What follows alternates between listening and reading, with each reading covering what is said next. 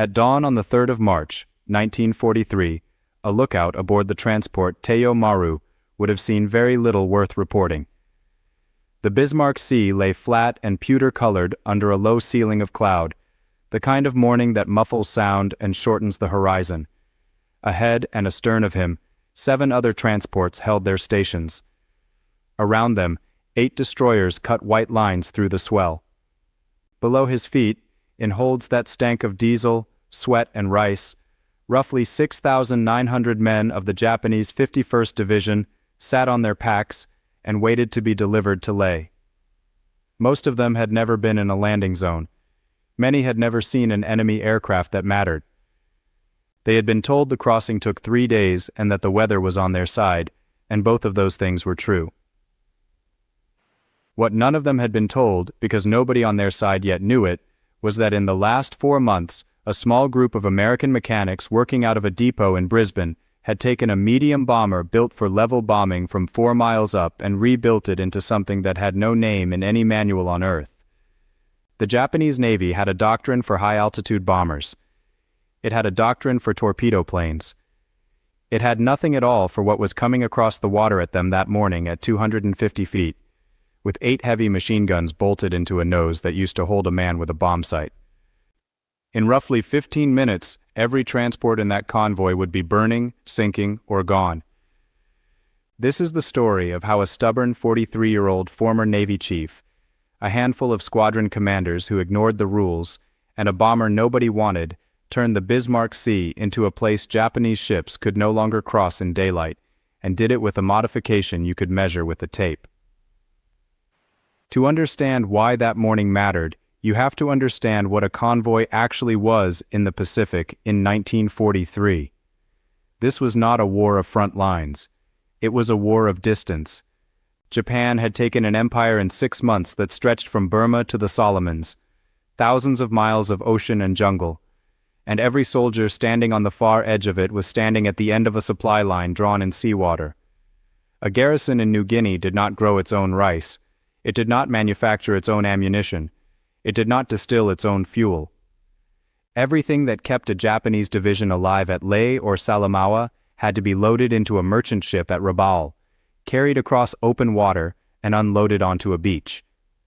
Cut that thread, and the division did not retreat. It starved where it stood. The Americans and Australians understood this perfectly well. The problem was that understanding it and doing something about it were 2 entirely different exercises. Allied naval strength in the Southwest Pacific in early 1943 was thin to the point of embarrassment. The heavy fighting around Guadalcanal had eaten cruisers and destroyers at a rate nobody had budgeted for, and what remained was committed elsewhere. General Douglas MacArthur could not put a surface fleet across the Vitiaz Strait to intercept a convoy. If Japanese shipping was going to be stopped, it was going to be stopped from the air. And from the air, it was not being stopped at all. The arithmetic of high-altitude bombing against ships was brutal, and it was not a secret.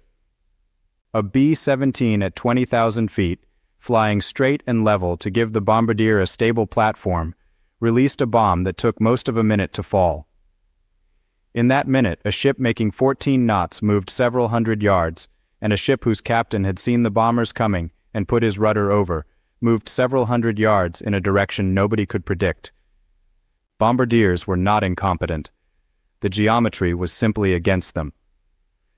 Through 1942, Allied aircraft in the theater flew thousands of sorties against Japanese shipping and produced a hit rate that hovered somewhere close to 1 or 2%. Crews came home, filed claims in good faith, and the convoys they had attacked arrived on schedule and unloaded. Worse, every failure taught the enemy something. Japanese merchant captains and destroyer commanders learned the pattern. Bombers came high. Bombers came in formation. Bombers gave you 30 or 40 seconds of warning as they settled into the run, and if you turned hard at the right moment, you would very probably live. Confidence built on that experience is not arrogance, it is evidence. By the beginning of 1943, Japanese convoys had crossed the Bismarck Sea repeatedly and survived, and the men aboard them had every empirical reason to believe the next crossing would go the same way. The man who refused to accept this arrangement had arrived in Australia in the summer of 1942 in a mood that his own staff described, generously, as difficult. Lieutenant General George Kenny took command of Allied air forces in the Southwest Pacific and immediately did two things.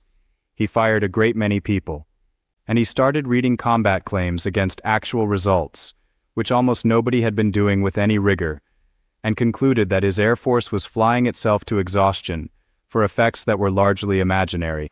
Kenny was unusual among senior airmen of his generation because he had spent time as an engineering officer and had a genuine appetite for the practical. He did not believe the answer would arrive from a factory in California in 18 months. He believed it existed already, in the field, in the hands of people who were closer to the problem than any committee could get. When he found such a person, he protected him from the paperwork and let him work. And in the 5th Air Force, that person was Paul Irvin Gunn. Everyone called him Pappy because he was in his early 40s and surrounded by 22-year-olds, and because the nickname suited a man who fixed things other people had broken. He had spent 20 years in the United States Navy as an enlisted man and then a pilot, retired as a chief, and moved to the Philippines to run a small airline. He had a wife, Polly, and 4 children, and a house in Manila, and by the middle of December 1941, he had none of those things in any sense that helped him. When the Japanese took Manila, his family was interned. Gunn himself was in the air, flying transport runs, and by the time he could have gone back for them, there was nothing to go back to. He got out to Australia. His family went into Santo Tomas, and he would not see them again for 3 years. There are a great many quiet, professional, well-adjusted engineers in the history of this war. Pappy Gunn was not one of them.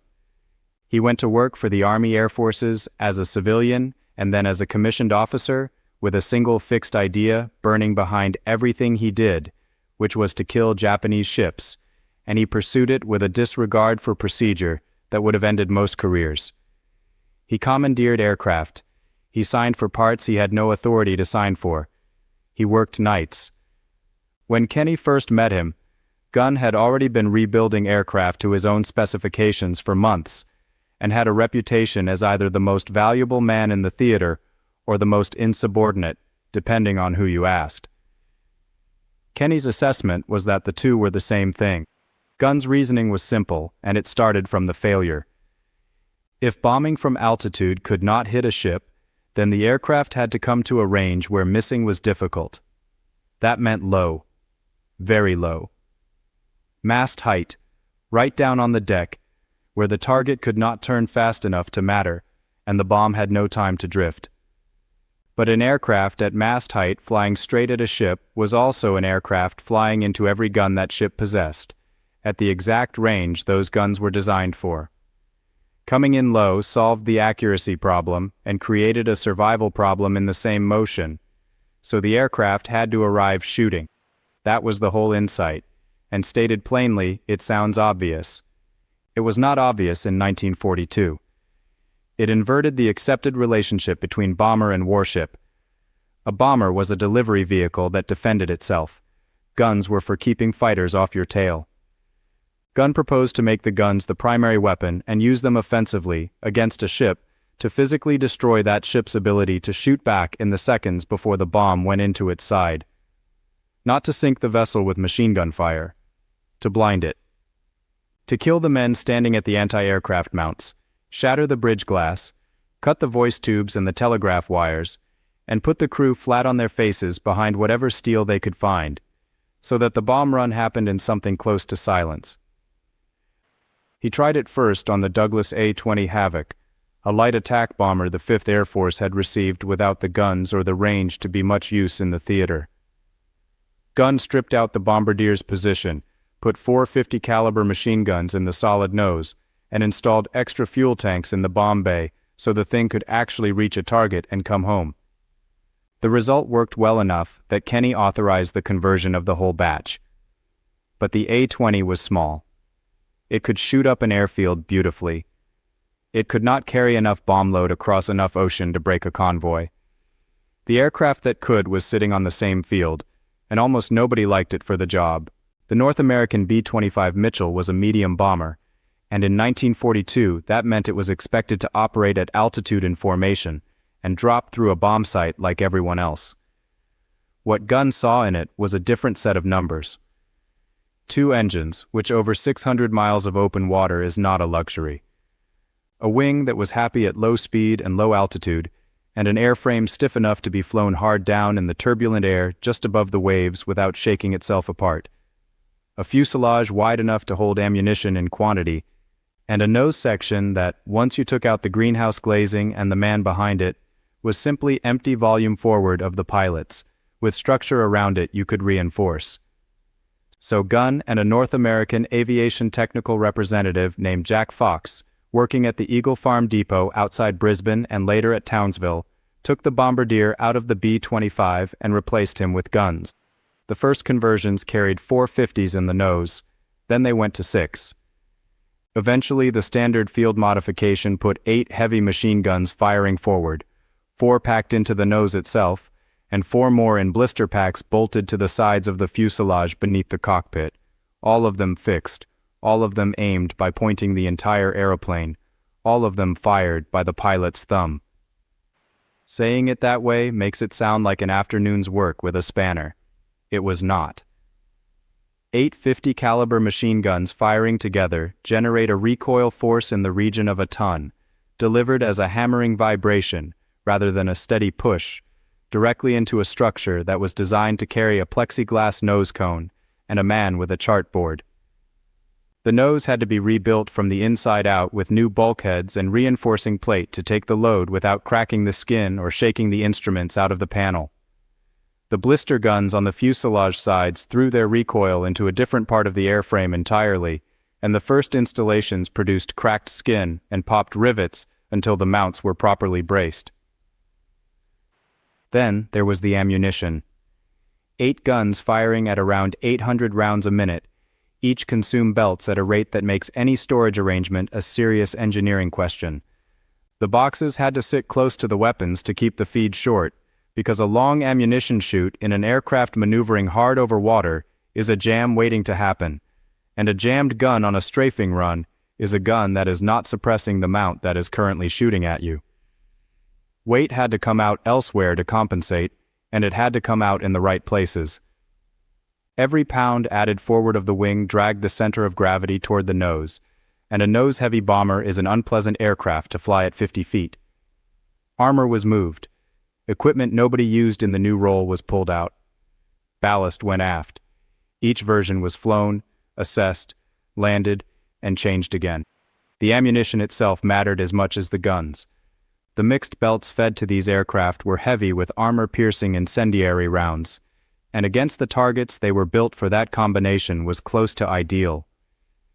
A 50 caliber AP round at 300 yards will go through the plating of a merchant ship's superstructure, through a gun shield, through a bridge wing, through the thin steel of a boat deck.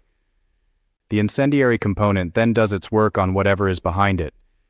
Fuel drums, ready-use ammunition, crated stores, cordite bags at the mounts. The aviation spirit some of these ships carried in the open. A single B-25 strafer on a 5-second firing pass put something like 1,000 rounds into a target the length of a football pitch. A flight of 6 did it 6 times over. The other half of the system came from a different direction entirely, and from a different man.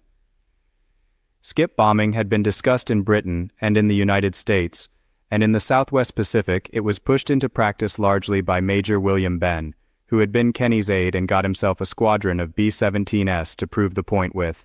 The principle borrows from a child throwing a flat stone at a pond. Release a bomb from very low altitude at high speed, and it does not fall so much as travel, striking the water at a shallow angle and bouncing, once or twice or 3 times, until it hits the side of a ship at or just below the waterline. Fitted with a delayed fuse of 4 or 5 seconds, it does not detonate on contact. It penetrates or lodges against the hull, and then goes off inside the ship or hard against the plating below her waterline, which is precisely where a ship is least able to survive an explosion.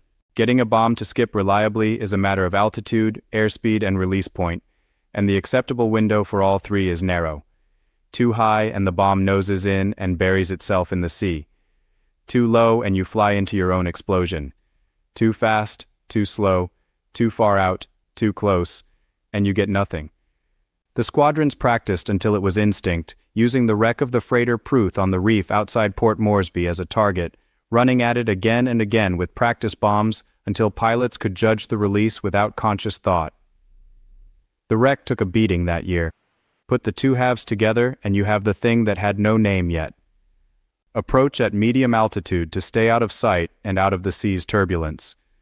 Drop to the deck several miles out, spread into line abreast, and run in at over 250 miles an hour with the aircraft's nose aimed at the target ship the way you would aim a rifle. At around 1,000 yards, open fire and hold it. Watch the tracers walk across the water, up the side of the hull, across the deck, into the bridge. Watch the anti-aircraft mounts stop firing. Then, at mast height, release and haul over the ship close enough to see the rivets.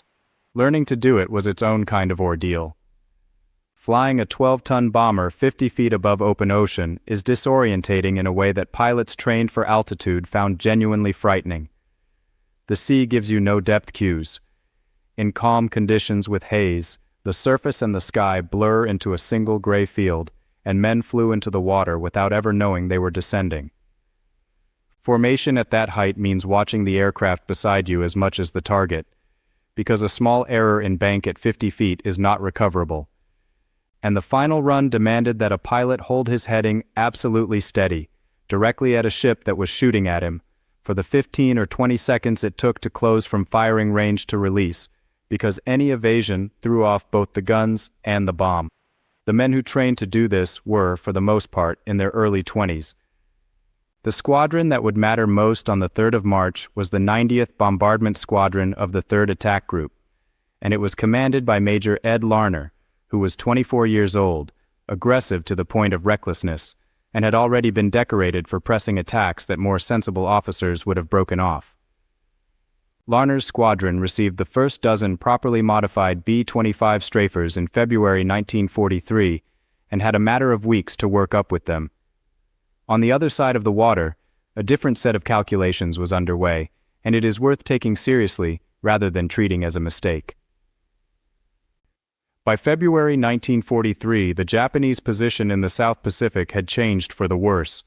Guadalcanal had been evacuated at the beginning of the month, a withdrawal executed with real skill, but a defeat all the same. Imperial General Headquarters shifted its weight to New Guinea, where the loss of Buna and Gona had already cost thousands of men, and where holding Ley and Salamaua now became the requirement. Holding them meant reinforcing them. Reinforcing them meant a convoy. The operation was designated Operation 81.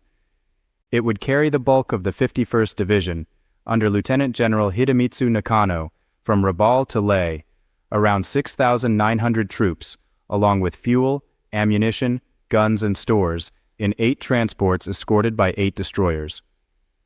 Command of the escort went to Rear Admiral Masatomi Kimura, an experienced officer who had run reinforcement missions before and understood exactly what he was being asked to do. Kimura was not a fool, and he did not think the crossing was safe. He knew Allied air strength at Port Moresby and Milne Bay had grown. He knew the direct southern route past Finschhafen would expose him for longer.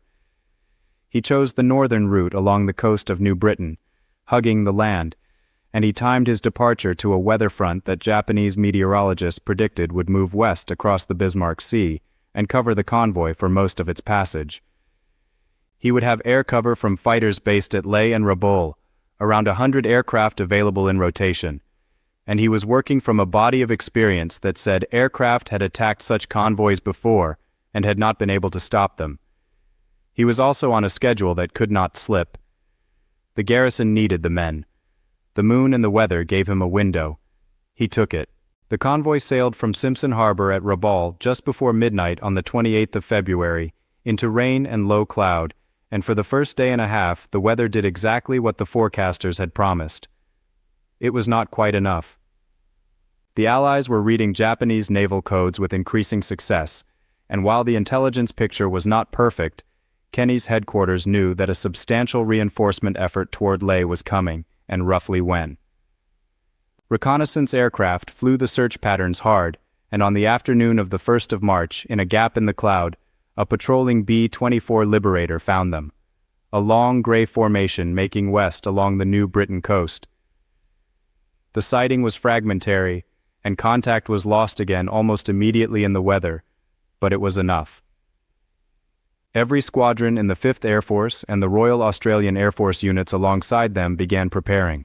On the 2nd of March, the weather thinned enough to let the heavy bombers work.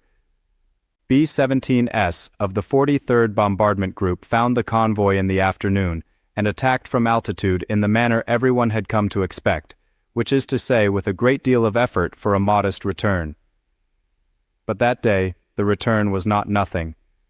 Bombs struck the transport Kyokusei Maru, carrying around 1,200 troops, and she sank. The destroyers Yukikaze and Asagumo pulled some 800 survivors out of the water and made a high-speed run to Leh to land them, then turned around and drove back through the night to rejoin the convoy, which is a piece of seamanship that deserves to be remembered whatever one thinks of the cause it served. The Japanese had now lost a ship, but the loss had come from the familiar direction, at the familiar cost, and it had taken a full day of bombing to achieve. If anything, the 1st of March and most of the 2nd confirmed the existing picture. Convoys got hurt. Convoys got through. That night, a Royal Australian Air Force Catalina flying boat found the convoy again and stayed with it for hours, circling in the dark, dropping the occasional flare, reporting position and course by radio at intervals. The crews of these aircraft did this routinely, and it took a specific kind of nerve, because a Catalina is slow and large and utterly defenseless, and it was announcing its presence to everything below. But it meant that when the sun came up on the 3rd of March, the Allied air forces did not have to find the convoy. They already knew where it was going, and how fast. The plan Kenny's staff had built for that morning was, by the standards of 1943 in that theater, extraordinarily ambitious, because it required aircraft from different bases, flying at different speeds, to arrive over the same patch of ocean, within minutes of one another, and attack in a deliberate sequence. They assembled over Cape Ward Hunt on the New Guinea coast a little after 9 in the morning, B-17S and B-24S, the modified B-25 strafers of the 90th Squadron, more B-25S from the 38th Group flying a medium-altitude profile, a 20 Havocs of the 89th Squadron, Bristol Beaufighters of number 30 Squadron RAAF, and above all of it, P-38 Lightnings to keep the zeros off.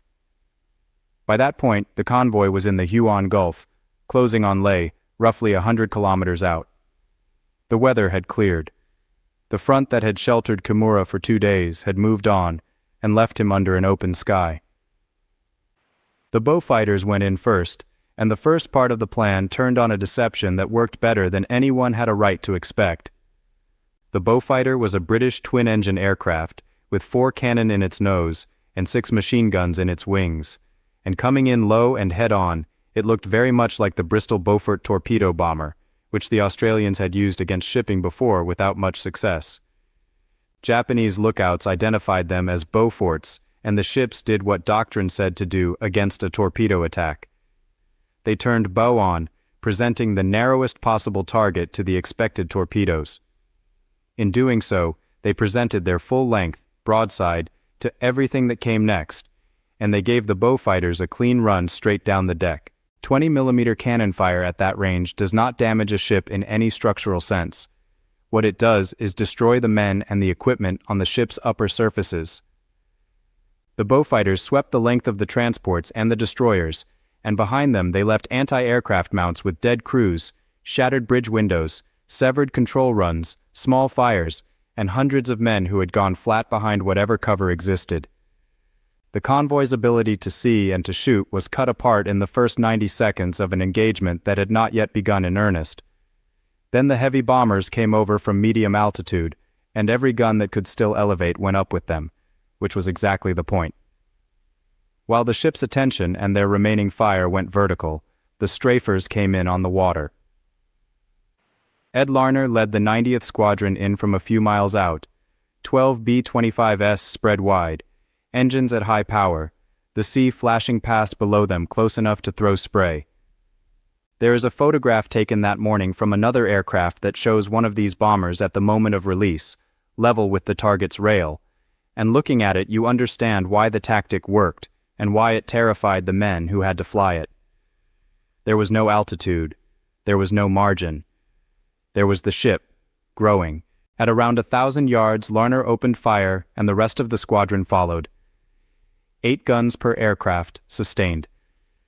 The effect on a merchant ship's superstructure was not comparable to anything the Japanese crews had experienced. Survivors described it afterwards in terms that have more to do with weather than with weapons. A wall of noise, steel splintering, the deck plating ringing, men going down in rows at the mounts. Bridge crews were killed at their stations. Helmsmen were killed with the wheel in their hands. In several ships, the anti-aircraft fire simply stopped, not because the guns were destroyed, but because there was no longer anybody alive standing at them. Then the bombs came off.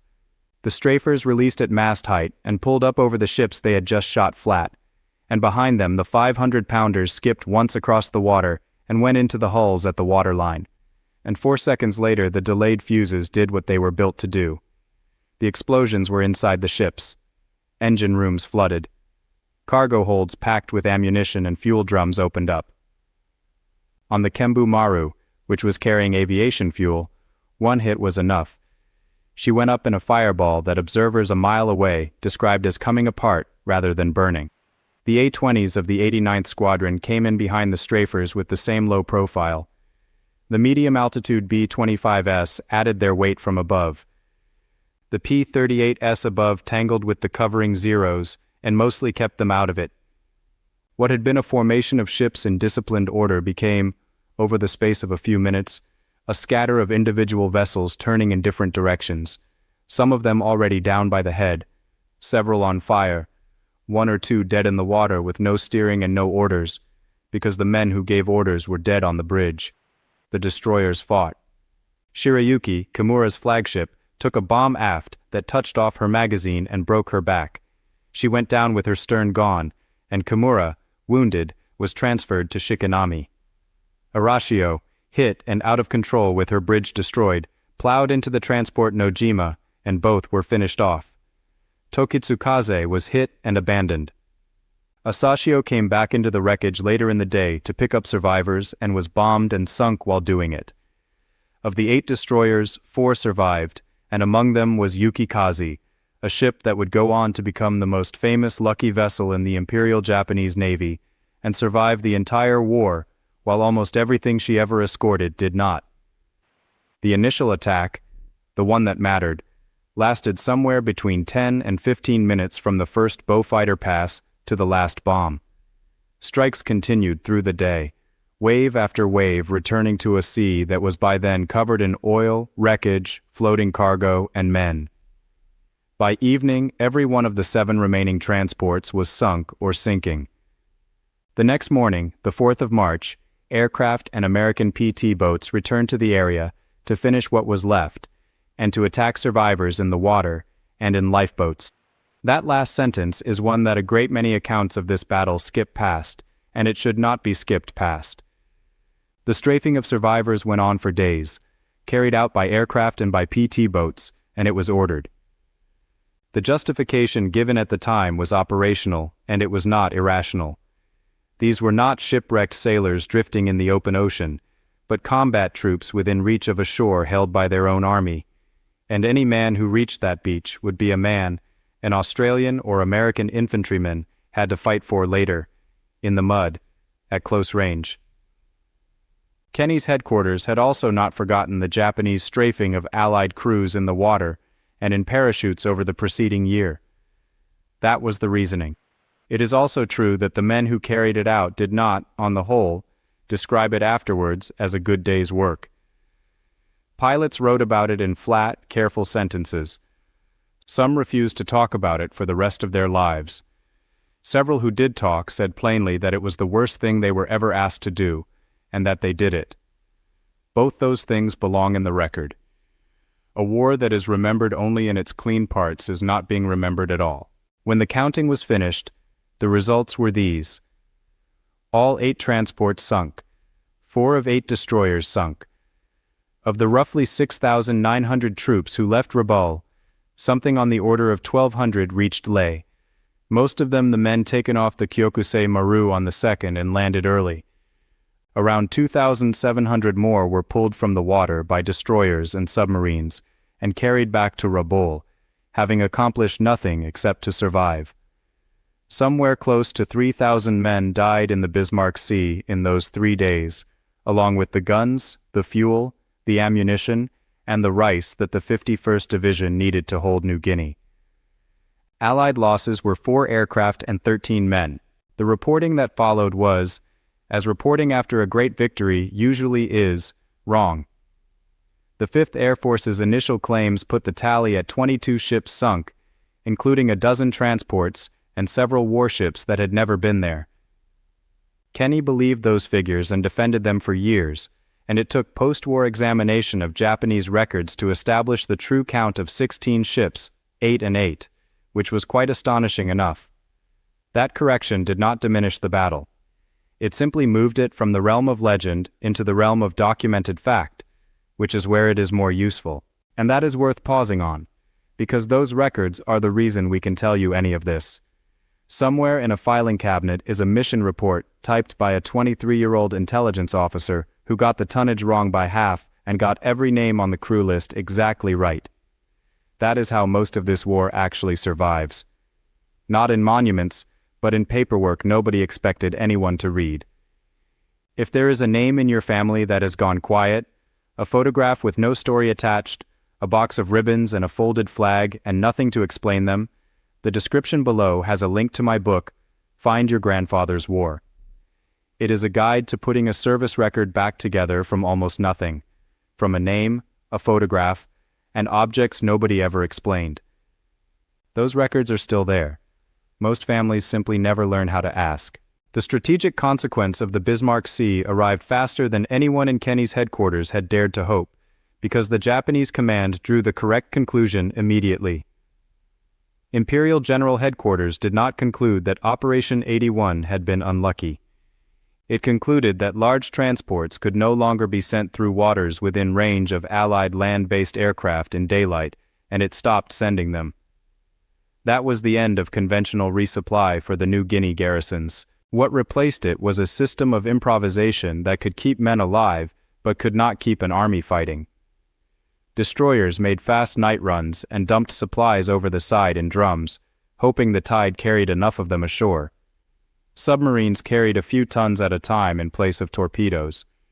Motorized barges crept along the coast at night and hid under jungle overhang by day, and Allied aircraft learned to hunt them there too. A destroyer that could once have escorted 6,000 men and their equipment could now deliver a fraction of the tonnage of a single transport, at greater risk, and only in the dark. Multiply that across every garrison from Leh to Wewak to Bougainville, and you get the shape of the rest of the campaign in the Southwest Pacific. Japanese units in New Guinea did not lose battles so much as dissolve. Rations were cut, then cut again. Malaria and dysentery moved through positions where there was no quinine left. By the end of 1943, there were formations in the interior whose surviving strength returns read like the aftermath of a famine, because they were the aftermath of a famine. MacArthur's later campaign of bypassing strongpoints and letting them wither was only possible because the strongpoints could no longer be fed, and they could no longer be fed because of what happened over 3 days in March. The Japanese response to the strafers themselves came too late to matter much. Convoy escorts were reinforced. Anti-aircraft armament on merchant ships was increased where guns could be found. Some captains were instructed not to turn bow on to low-flying twin-engine aircraft, which had cost them so much on the 3rd of March. But there is no good answer to a problem whose entire premise is that the aircraft arrives already shooting, and the fundamental Japanese difficulty was never tactics. It was that they did not have enough aircraft, enough escorts or enough merchant hulls to contest the air over their own supply lines. And after March 1943, that gap only widened. On the American side, the lesson traveled at the speed of paperwork, which for once was fast. Field modification kits for the strafer nose were standardized and shipped. Squadrons across the theater converted. And North American aviation, which had built the B-25 as a level bomber, began turning out factory versions of what Pappy Gunn had built with a hacksaw and an argument. The B-25G and B-25H with a 75mm cannon in the nose, and eventually the B-25J1, delivered from the factory with a solid 8-gun nose and blister packs, which is to say delivered as the aircraft the 5th Air Force had already been making for itself for a year and a half. Well over 1,000 of them were built in that configuration. The idea outlived the aircraft. The notion that you could take a transport or a bomber, hang a concentration of forward or side-firing guns on it, and use it as a precision destroyer of ground and surface targets ran directly forward from the Bismarck Sea into the gunships of later wars, into the AC-47 and everything that followed. It began with a mechanic who wanted to kill ships. The men themselves fared as men do. Ed Larner, who led the strafers in on the 3rd of March and was awarded the Distinguished Service Cross for it, was dead within 7 weeks, killed in an accident in a B-25 in April 1943 at 24 years old. Pappy Gunn kept modifying aircraft, was wounded, kept working, and finally walked into the internment camp at Los Baños in early 1945 to find his wife and 4 children alive after 3 years. He survived the war and died in a light aircraft crash in the Philippines in 1957, still flying. Kimura survived his flagship's sinking and the war. Nakano's division held on in New Guinea for 2 more years with what it had, which was very little, and the sea itself kept what it was given. 8 transports and 4 destroyers lie in the Huon Gulf and the waters north of it, at depths that mostly put them beyond reach, with several thousand men still aboard them. What happened on the 3rd of March, 1943 was not a triumph of technology in any grand sense. There was no breakthrough in metallurgy, no new engine, no secret weapon. Every single component involved was ordinary and already in the inventory. The B-25 had been in service for 2 years. The 50 caliber Browning machine gun dated from the First World War. The 500-pound bomb was a 500-pound bomb. What changed was that a small number of people looked hard at a failure everyone else had accepted, worked out precisely why it was failing, and rearranged the same parts around a different idea. That is the thing worth carrying away from it. Doctrine is a description of what worked last time, and it goes stale silently. The Japanese officers on those bridges were not incompetent, and they were not unprepared. They were prepared for the war that had been happening up until that morning. The gap between what they expected and what arrived was measured in about 250 feet of altitude and 8 machine guns, and it was fatal for 6,000 men. Somewhere in the holds of those transports, in the last few minutes before it started, men were doing what soldiers do on a transport at the end of a long crossing, checking equipment, complaining about the food, thinking about the beach ahead and what would happen after. The weather had cleared, the escort was in position. They were nearly there. Then somebody on deck looked out at the horizon and saw shapes on the water that were not ships.